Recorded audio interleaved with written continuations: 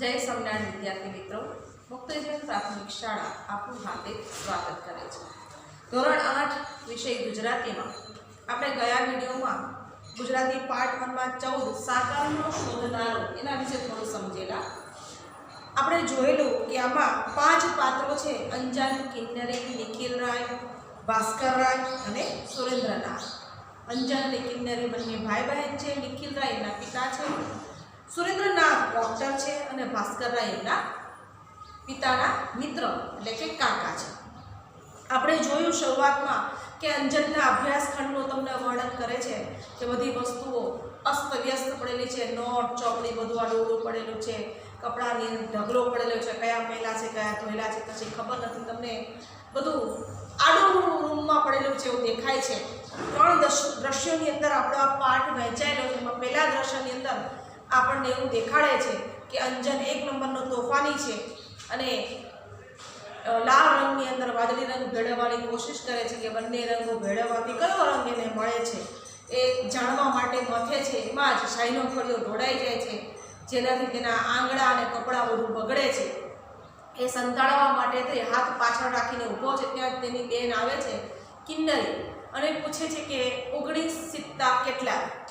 એટલે બંને વચ્ચે થોડી રકઝક ચાલે છે અને એનો અવાજ બહાર સુધી સંભળાય અને નિખિલ રાયના પિતા અંદર આવે છે કે જે શેનો ઝઘડો ચાલુ છે, કેમ બંને જણા અવાજ કરો છો? એટલે કિન્નરી અને અંજનમાંથી અંજન કિન્નરીનું નામ આપે છે કે આ કિન્નર જુઓ ને મને હેરાન કરે છે।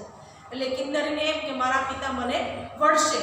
એટલે કિન્નરી કહે છે કે હું નહીં પણ અંજન જ તોફાન કરે છે, જુઓ એના હાથ અને કપડાં બગડેલા છે।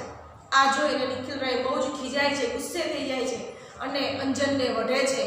એટલા બધા ગુસ્સે થઈ જાય છે કે ગુસ્સામાં એક થપ્પડ લાફો પણ મારી દે છે, એક તમાચો પણ ચોડી દે છે અને કહે છે કે જો 10 વાગ્યા સુધી અહીંથી ઊભો થયો તો તારા પગ વાળી નાખીશ। આ એક શબ્દ સમૂહ રૂઢિપ્રયોગ છે, પગ વાળી નાખવા એટલે કાપી નાખવા અથવા તો મારવું, એમ કે જ્યાં સુધી હું ન કહું ત્યાં સુધી અહીંથી ઊભા થવાનું નથી। અહીંયા સુધી આપણે પાઠ સમજેલા અને સાથે સાથે નિખિલ રાય એવું જ પણ કહે છે કે શિક્ષક પણ અંજનની ફરિયાદ કરે છે કે ક્લાસમાં ભણતો નથી, વર્ગમાં ભણતો નથી અને બેન્ચોને બાંકડા ચિત્રા રાખે છે અને કંઈ પણ ના થાય તો ચાલુ ક્લાસે વર્ગમાં શિક્ષક જ્યારે ભણાવતા હોય તો અંજન ઊંઘી જાય છે।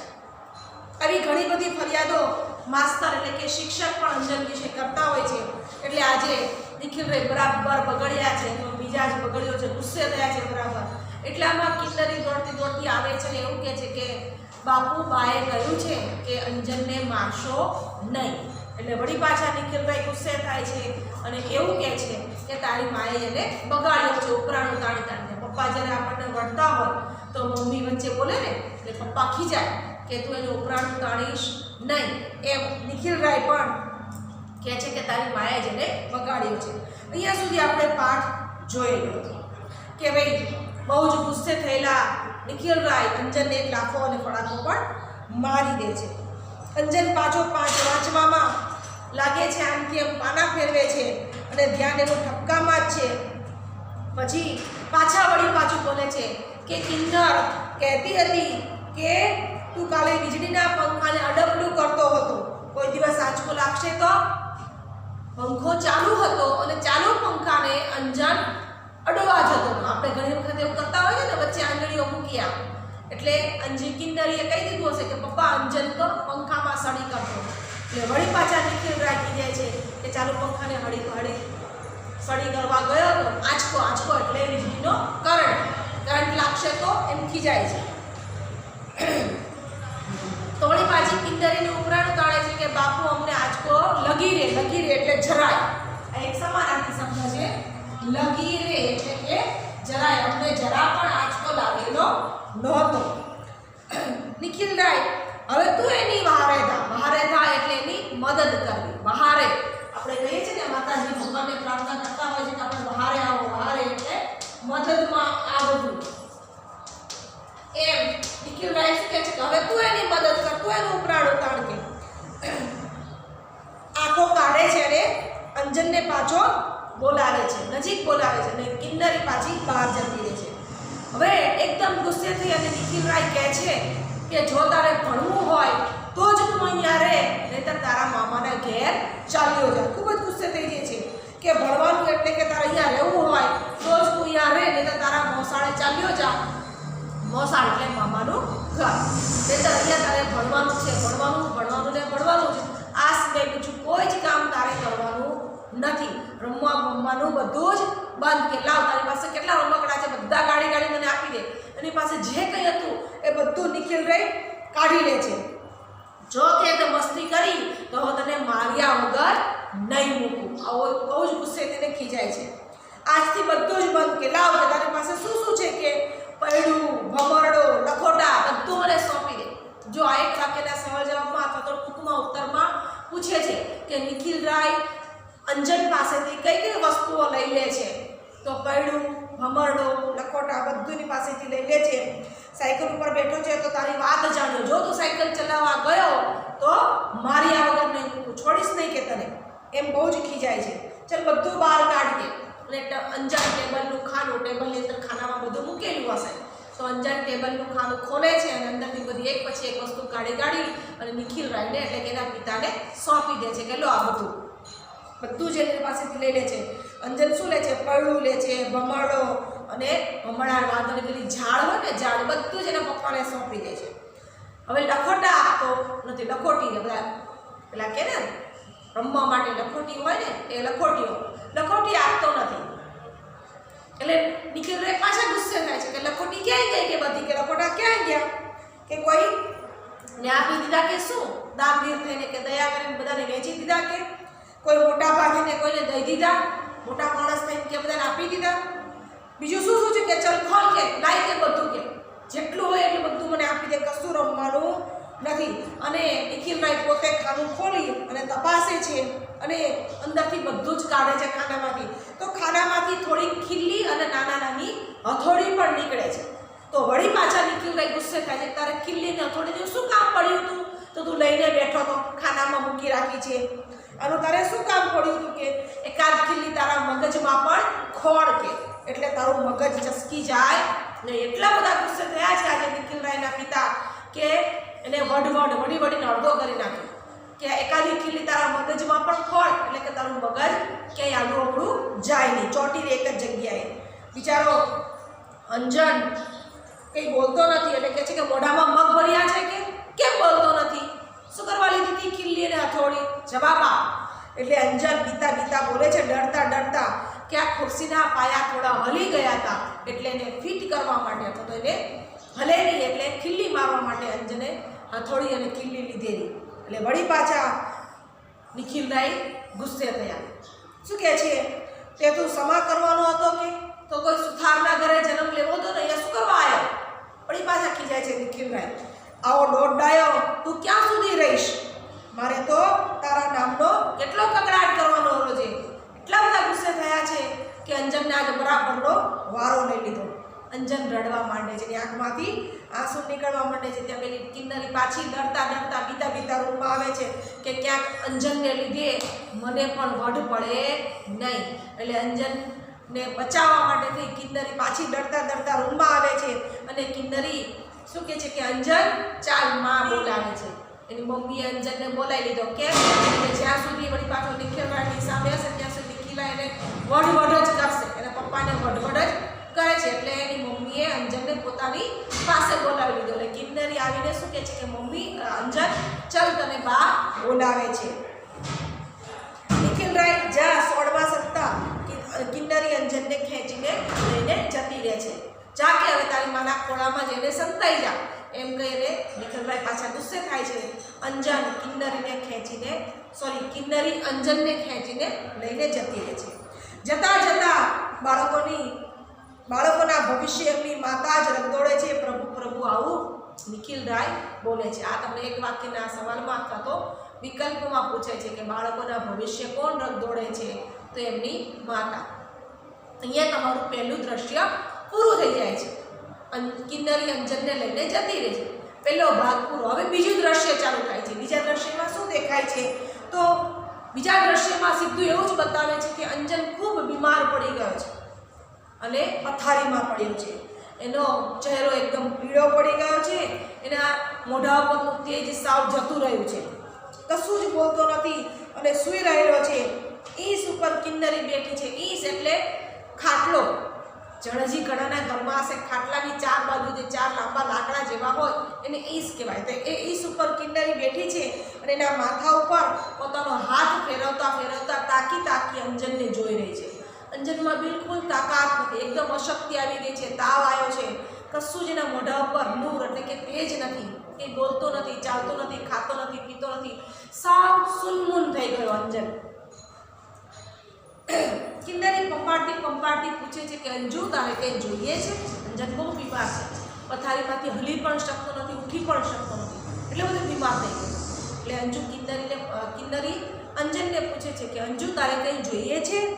અંજન ના કિન્નરી મારે કંઈ જોઈતું નથી, તું તારે રમવા જવું હોય તો તું જા. કિન્નરી કહે છે કે ના, હું તો અહીંયા જ બેસી રહેવાની, મારે રમવા જવું નથી. અંજન શું કહે છે કે શું કામ?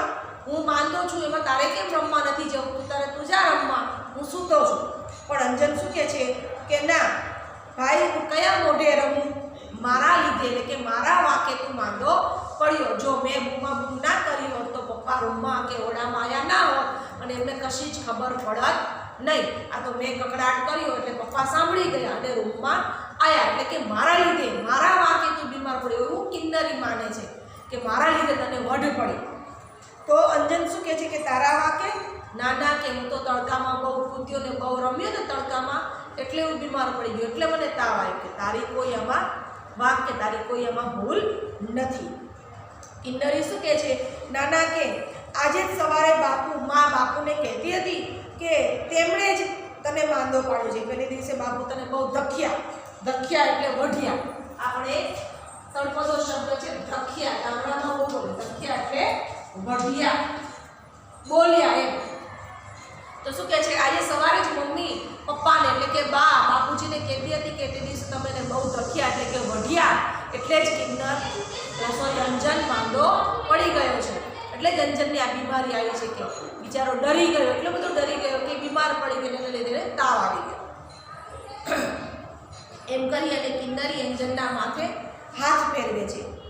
અંજન, કિન્નરી એમ ઢીલી ના થા. અંજન શું કહે છે કે કિન્નરી આમ ઢીલી ના થા, કે તારો કંઈ વાંક નથી, આ તો તારો નહીં ને મારો નહીં, બેમાંથી કોઈનો વાંક નથી, નસીબનો વાંક છે કે અમારું નસીબ જ વાંક છે. અંજન હસવાનો પ્રયત્ન કરે છે પણ અંજન હસી શકતો નથી. જુઓ, એટલો બધો બીમાર પડી ગયો છે, એટલી બધી નબળાઈ, અશક્તિ આવી ગઈ છે એનામાં કે એનામાં હસવાની પણ તાકાત નથી.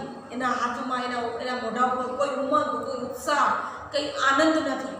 હવે કિન્નરી કહે છે ભલે ભાઈ, જે હોય તે, આપણે બીજી વાતો કરીએ, તારો દવા પીવાનો સમય થઈ ગયો.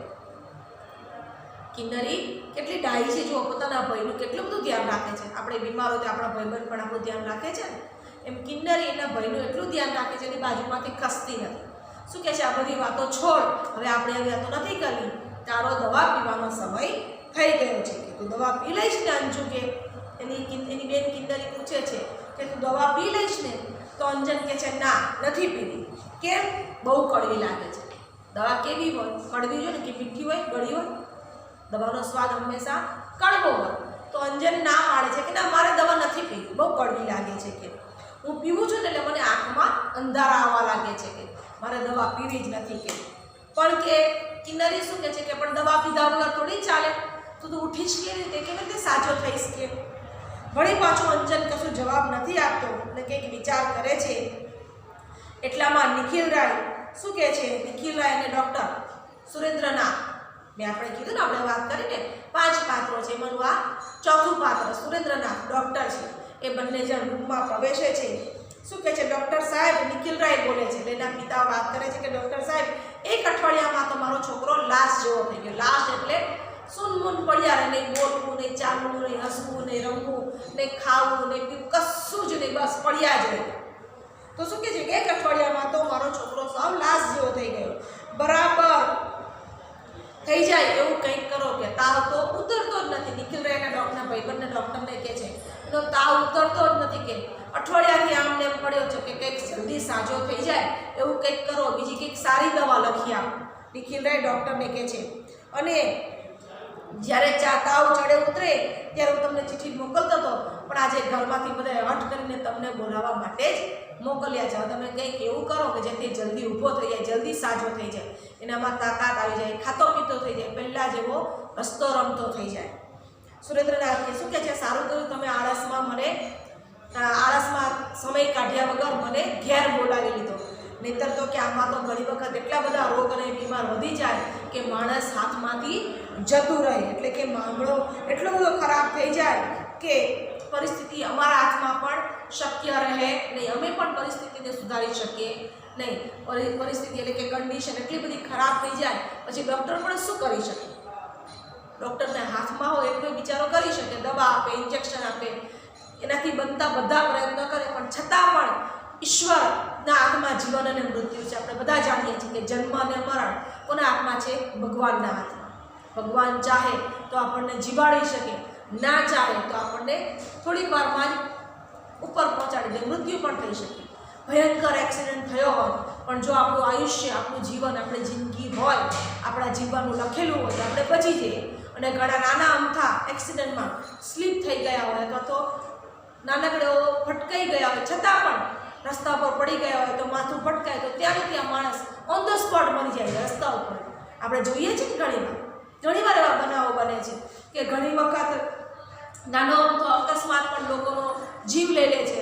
એટલે ઘણી વખત જીવલેણ ભયંકર અકસ્માત થયો હોય છતાં પણ એક ઉજળો શરીર ઉપર અથવા તો એક આપણને સહેજ પણ ઈજા ના થાય, આવું પણ બને છે. કેમ?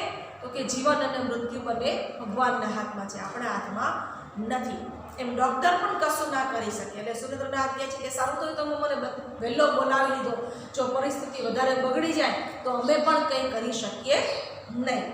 સાહેબ છોકરો બરાબર હવે નિખિલરાય અને ડૉક્ટર ઊભા છે એટલે સુરેન્દ્રનાથ ડૉક્ટર એને બરાબર તપાસે છે અને પૂછે છે કે સાહેબ તમારો છોકરો દવા તો બરાબર પીવે છે ને ટાઈમસર? તો નિખિલરાય સીસી સામું જુએ છે અને પછી કિન્નરી સામું જુએ છે. બોટલ પેલી દવાની હોય છે ને, પેલા નિખિલરાય બોટલ સામું જુએ છે અને પછી કિન્નરી સામું જુએ છે અને શું કહે છે કે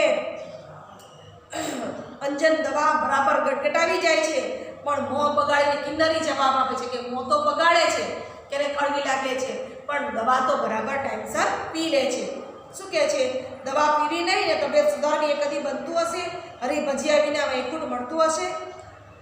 શું કહે છે? એના પપ્પા પાછા થઈ જાય છે કે દવા પીધા વગર તો કે તમારી તબિયત થોડી સરખી થઈ જાય, સુધરી જાય, કે દવા પીધા વગર તમારી તબિયત સારી થાય નહીં. હરી ભજીયા વગર વૈકુંઠ મળે નહીં. એટલે મતલબ કહેવાનો અર્થ એવો કે ભગવાનનું ભજન ના કરો, ભગવાનનું નામ ના લો, ભગવાનને યાદ ના કરો તો વૈકુંઠમાં આપણને વાસ મળે નહીં. વૈકુંઠ એટલે શું? જ્યાં વિષ્ણુ ભગવાન એટલે કે શ્રી કૃષ્ણ અથવા તો વિષ્ણુ ભગવાનનું જ્યાં રહે છે એને આપણે વૈકુંઠ કહીએ. જેમ કે આપણે શંકર ભગવાન જ્યાં રહેતા હોય એને કૈલાસ કહીએ છીએ, બ્રહ્માજી જ્યાં વસતા હોય એને બ્રહ્મલોક કહીએ છીએ, વિષ્ણુ ભગવાન જ્યાં વસતા હોય એને વૈકુંઠ કહેવાય. તો કે હરી ભજ્યા વગર વૈકુંઠમાં વાસ મળે નહીં. એટલે કે ભગવાનનું નામ લીધા વગર, ભગવાનનું ભજન સ્મરણ કર્યા વગર વૈકુંઠમાં આપણને જેમ રહેવા ના મળે એમ દવા પીધા વગર તમારી તબિયત સુધરે નહીં. હવે નિખિલરાય કિન્નરીને કહે છે કે કિન્નરી તારે ટાઈમસર દવા આપી દેવાની છે, એનું દવાનું બરાબર ધ્યાન તારે રાખવાનું છે. એટલે કિન્નરી કહે છે કે સારું બાપુ. હવે સુરેન્દ્રનાથ અને ડૉક્ટર ત્યાંથી જતા રહે છે. ડૉક્ટર સાહેબની નાડી તપાસી અને દવા કહે છે.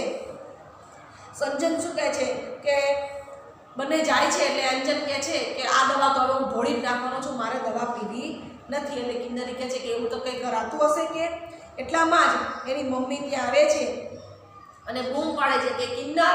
એટલે અંજન કહે છે કે કિન્નરી જા, મા તને બોલાવે છે, તું એને માને કંઈક કામમાં મદદ કર, રસોઈમાં અથવા તો બીજા કોઈ કામમાં. બિચારી એકલી કામ કરતી હોય છે, મારી પાસે બેસી રહેવાથી કશું થશે નહીં, મને કંઈ જ નથી થતું, હું આરામ કરું છું, તું જા જઈને માને મદદ કર. અને કિન્નરી જલ્દીથી ધીમે ધીમે કિન્નરી જતી રહે છે. અંજન ધીમે ધીમે પથારીમાંથી બેઠો થાય છે, પણ એ ઊભો થઈ શકતો એટલે કે ઉઠી શકતો નથી.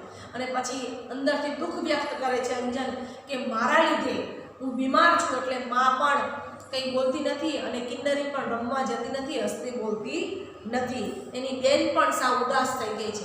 કિન્નરી, કેમ કે એનો ભાઈ બીમાર છે એટલે. આમ અંજન અને કિન્નરી બંને જણા અંદરો અંદર મૂંઝાઈ ગયા છે. એટલામાં કિન્નરી દોડતી દોડતી હાંફતી હાંફતી આવે છે અને કહે છે કે અંજન અંજન ભાસ્કર કાકા આવ્યા છે. હવે આ ભાસ્કર કાકા પાછળનું પાત્ર છે. કોણ છે? તો કે નિખિલ રાયના મિત્ર છે ખાસ. દોડતી દોડતી આવે છે અને કહે છે કે ભાઈ ભાઈ ભાસ્કર કાકા આવ્યા છે કે હે ચાલ ક્યાં બેઠા છે. અંજન પણ ખુશ થઈ જાય છે. એટલે શું કહે છે? હે ભાસ્કર કાકા આવ્યા છે, ક્યાં બેઠા છે કે કિન્નરી કહે છે કે હમણાં અહીંયા આવશે. મા એને તારી જ વાત કરતી હતી કે મમ્મી કે તારા વિશે જ ભાસ્કર કાકાને વાત કરતી હતી કે હમણાં તારા જ ઓરડામાં ભાસ્કર કાકા આવે છે. અંજન થોડો ખુશ થાય છે, એના મોઢા પર થોડી ખુશી દેખાય છે. હા, એમની પેટીમાં સાસા રમકડા લાયા છે, જાણે રાત દિવસ રમ્યા જ કરીએ. જ્યારે પણ ભાસ્કર કાકા આવતા ત્યારે કેટલા બધા રમકડા બંને છોકરાઓ માટે રમવા માટે લઈને આવતા. એટલે અંજનને એમ થયું કે આજે પણ ભાસ્કર કાકા કંઈક ને કંઈક રમકડા લાયા હશે. એટલે અંજનને જોવા માટે થઈ રમકડા રમવા માટેથી અંજન અને કિન્નરી ખુશ થઈ જાય છે. પણ વળી પાછું અંજનને યાદ આવે છે કે રમવાની તો પિતાજી એટલે કે નિખિલ રાયે ના પાડી છે. બધા રમકડા તો લઈ લીધા છે. પપ્પાએ કીધું છે કે તારે રમવાનું નથી, ફક્ત શું કામ કરવાનું છે? ભણવાનું જ. આખો દિવસ ભણભણ જ કરવાનું છે કે રમવાનું બિલકુલ નથી. બધા રમકડા તો નિખિલ રાયે અંજન પાસેથી લઈ લીધા, જપ્ત કરી લીધા. એટલે વળી પાછી એને યાદ આવે છે એ વાત. ભાઈ બહેન બે જણા વાત કરતા હોય છે. શું વાત કરે છે? એનો ચહેરો ઉતરી જાય છે. કિન્નરી તેનું કારણ સમજતી નથી. પાછળ નિખિલ રાય અને ભાસ્કર રાય આવેલા હોય છે અને ભાઈ બહેનને ખબર ના પડે એમ છાનામાના બંનેની વાતો સાંભળે છે. અંજન શું કહે છે? ભાસ્કર કાકા ભલે આવ્યા, ભલે રમકડા લાવ્યા, એમને ક્યાં ખબર છે કે બાપુએ આપણને બધી ના પાડી છે. અંજન કહે છે ભાસ્કર કાકા ભલે આવ્યા અને ભલે રમકડા લાવ્યા, પણ બાપુએ આપણને રમવા માટેની બિલકુલ ના પાડી છે. કે ભાસ્કર કાકાને ક્યાં ખબર છે કે આપણને પપ્પાએ રમવાની ના પાડી છે? રમકડા શું કામના આપણા માટે? આવું કહે છે. નિખિલ રાય અને ભાસ્કર રાય બંને ઊભા ઊભા સાંભળતા હોય છે. કિન્નરી હસતી હસતી કહે છે, શું કહે છે? જોજે તો ખરો બાપુને કહીને દેવાના, આપણને ક્યારેય વઢે નહીં અને આપણને ક્યારેય મારે નહીં, બસ આપણને રમવા જ દે. શું કહે છે? કિન્નરી હસે છે કે ભાઈ તું ચિંતા ના કર કે આ વખતે ભાસ્કર કાકા બાપુને કહીને જવાના છે કે આપણને વઢે નહીં, આપણને મારે નહીં, બસ આખો દિવસ રમવા જ દે. કે આવું ભાસ્કર કાકા કહીને જવાના છે આપણા પપ્પાને કે મમ્મી પણ આવું જ કહેતી હતી. અને અંજન તું સાચું કહે છે કિન્નર? અંજન એકદમ ખુશ થઈ છે કે તું સાચું કહે છે કે ભાસ્કર કાકા આવું આપણા પપ્પાને કહીને જવાના છે? એટલે બંને જણ અંદર અંદર વાત કરે છે. નિખિલ રાય અને ભાસ્કર રાય બંને આ વાતોમાં બે ભાઈ બહેનની સાંભળતા હોય છે.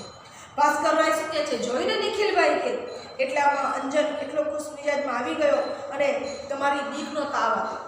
જોયું કે હું આવ્યો તો અંજન આટલો બધો ખુશ થઈ ગયો કે તારા ડરના લીધે તેને માર્યો, તું ને વઢ્યો, એટલે તારી બીકના લીધે આ બધો તાવ આવી ગયો છે. નિખિલ રાય શું કહે છે એના પિતા ભાસ્કર રાય કે ખાલી મને દોષ એટલે કે ખાલી મારો વાંક કાઢે છે કે તને ખબર નથી કે અંજન કેટલો તોફાની છે, કેવા એના લક્ષણો કેવા છે કે તને ખબર નથી કે મહિના દાડા પહેલાં એક કોલસાનો એક મોટો કકડો લઈને એનો ભૂક્કો કરતો હતો. મહિના પહેલાં કોલસાનો ભૂક્કો કરતો હતો. મેં જ્યારે એને પૂછ્યું કે તું શું કરે છે, કેમ કોલસાનો ભૂક્કો કરે છે, તો અંજન એવો જવાબ આપે છે કે હું આમાંથી સાકર શોધું છું, કે કોલસામાંથી સાકર શોધું છું, કે કંઈક ને કંઈક આવા અળવિતરા કામ કરતો હોય છે કે તને ખબર નથી કે શું આખો દિવસ તોફાન કરતો હોય છે. આંખ આડા કાન એને ભણવાનું કહું તો આંખ આડા કાન કરે છે કે એને ભણવાનું સહેજે ગમતું નથી, કે આમ ફરિયાદ કરે છે અંજનની નિખિલ રાય કોને? ભાસ્કર કાકાને. તો ભાસ્કર કાકા શું કહે છે કે ભાઈ તારી બહુ મોટી ભૂલ થાય છે. કે તને યાદ છે કે જ્યારે આપણે ભણતા હતા ત્યાં કે એવું જરૂરી નથી કે ચોપડીઓ જ મોઢે કરીએ. ચોપડીઓ ના ભણેલી વ્યક્તિ પણ અત્યારે ઘણી બધી આગળ આવે છે. કે તને યાદ છે કે જ્યારે આપણે ભણતા હતા ત્યારે કાયમ પહેલી બેન્ચે જે ભણતો હતો પહેલા 5ની અંદર એટલે કે 1 થી 5માં જે રાજારામ નંબર રાજારામ જે હતો એ રાજારામ પહેલા 5માં જ્યારે હતો ત્યારે એણે પહેલા 5ની અંદર નામ રાખનાર પહેલા 1 થી 5માં નંબર લાવનારો રાજારામ નામનો છોકરો અત્યારે શું કરે છે? માંડ 35 રૂપિયાનો પગાર મળે એવી નોકરી કરે છે. અને જે છેલ્લી બેન છે તોફાની 1 નંબરનો છોકરો હતો, કોણ હતું એ? રામલાલ. અત્યારે લોખંડનો ધંધો કરી અને કરોડો રૂપિયા એટલે કે લાખો રૂપિયા કમાવી અને કેટલા રૂપિયાનો બંગલો બંધે છે, લોખંડના ધંધામાં બંગલો બંધાવ્યો અને બધું આપણી આંખ સામે એટલે કે આપણે નજરે જોયેલું છે કે જે પહેલી બેન છે બેસતો હતો એ છોકરો 35 રૂપિયાની નોકરી કરે છે અને જે છેલ્લી બેન છે બેસતો હતો છોકરો તોફાની હતો, જરાય ભણવામાં ધ્યાન નહોતું, એ લાખો રૂપિયા કમાય છે. એટલે કે એવું જરૂરી નથી કે ભણવામાં હોશિયાર હોય એ બીજા કામમાં હોશિયાર ના હોય. આવું નિખિલ રાયને ભાસ્કર કાકા સમજાવે છે. આમ ને આમ અને ભાસ્કર રાય શું કહે છે કે હવે ગુસ્સે ના થઈશ, અંજનમાં બહુ જ બુદ્ધિ છે અને એનામાં બહુ જ શક્તિ છે, હું માનું છું કે એના વિકાસને તમે રૂંધી રાખો નહીં, એ જે કરતો હોય એને કરવા દો. એક દિવસ એવો આવશે કે કોલસામાંથી સાકર શોધનારો તારો અંજન આગળ જતા ખૂબ જ પ્રગતિ કરશે અને તારા નામને અજવાળશે, એટલે કે તારા નામને બહુ જ આગળ લઈ આવશે. આમ ને આમ નિખિલ કાકા ભાસ્કર રાય નિખિલ કાકાને સમજાવે છે અને છેલ્લે જ્યારે ખુશીમાંથી ઊભા થઈને બારણા પાસે આવે છે અને બૂમ પાડે છે કે અંજુ અને કિન્નર બંને અહીં આવો. એટલે કિન્નરે આવે છે કે શું કહ્યું કાકા? ભાસ્કર રાય કહે છે કે અંજન ક્યાં? તો કિન્નરી કહે છે કે આ આવ્યું. અંજન અને કિન્નરી બંને આવે છે અને ભાસ્કર કાકા ધીમેથી શું કહે છે, જાઓ લતા ભાભીને કહો કે તમને રમકડા વહેંચી આપે. જો આખા પાઠની અંદર આપણે આટલો બધો પાઠ સમજ્યા પણ કોઈ જગ્યાએ અંજનની માતાનું નામ નથી, ફક્ત બા અથવા બા અને બાપુ એવો જ શબ્દ વાપરે છે, પણ છેલ્લી લીટીમાં તમને એની બાનું નામ એટલે કે મમ્મીનું નામ આપેલું છે. શું છે? લતાબેન. શું કહે છે ભાસ્કર કાકા? જાઓ લતા ભાભીને કહો, એટલે કે એની મમ્મીનું નામ લતાબેન છે, એટલે કે તારી મમ્મીને કહે કે તમને બંનેને રમકડાઓ વહેંચી આપે. અને બંને જણા દોડતા દોડતા જતા રહે છે અને જાણે જવાની રજા માગતો હોય અંજન નિખિલ રાય પાસે એમ એની સામે જુએ છે કે હું જાઉં રમકડાથી રમું, એવું એના પપ્પાની સામે જોઈને પૂછવા માંગે છે. એટલે નિખિલ રાય શું કહે છે કે જા જા ઉતારે, તને તારા પપ્પા કશું નહીં કહે. ભાસ્કર રાય વળી પાછા નિખિલ રાયને કહે છે કે જોયું તારો છોકરો તારાથી બહુ જ ડરી ગયો હતો. નિખિલ રાય પાછું આડું અવળું જોઈ જાય છે, ફરીથી છાપું વાંચે છે અને આ દ્રશ્ય ત્રીજું દ્રશ્ય પણ અહીંયા પૂરું થઈ જાય છે. આમ 3 દ્રશ્યોમાં વહેંચાયેલો તમારો આ પાઠ અહીંયા પૂરો થાય છે. પાઠના રહેલા પાછળના પાના નંબર 24 ઉપર તમને ઘણા બધા રૂઢિપ્રયોગો આપેલા છે. પછી નીચે એક વાક્યમાં ઉત્તર છે, વિકલ્પો છે અને કોણ કોને કહે છે એ છે અને ખાલી જગ્યા છે. આ બધું જ તમારે તમારી નોટની અંદર લખવાનું રહેશે. પાઠ તમારો અહીંયા પૂરો થાય છે. ગુજરાતીની અંદર આ પાઠ આપણે જોયો. હવે જાન્યુઆરીમાં જ્યારે તમારી પરીક્ષા હશે ત્યારે 16 સુધીના પાઠ છે જે આપણે આગળના વિડીયોમાં કમ્પ્લીટ કરીશું. આ પાઠ તમારો અહીંયા પૂરો થાય છે.